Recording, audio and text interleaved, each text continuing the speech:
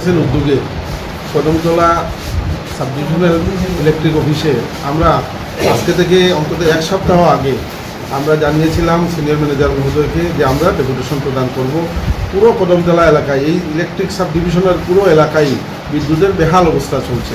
মানুষ বিদ্যুৎ চলে যাওয়ার পর 2 দিন 3 দিন চলে যায়, বিদ্যুৎ পায় না। অনেক গ্রাম আছে, অনেক জায়গায় তার ছিঁড়ে পড়েছে, আপনার কমপ্লেন দেওয়ার পরও তার পূর্বে বিল ব্যবস্থা নেওয়া হচ্ছে না।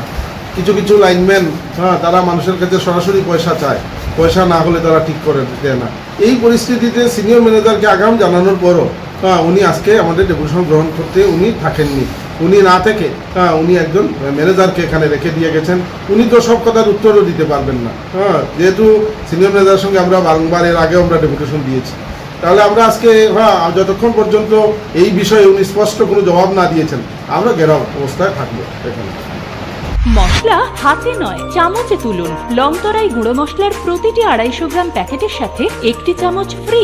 লংতরাই গুঁড়ো মশলা, রান্নায় তোমাকে চাই।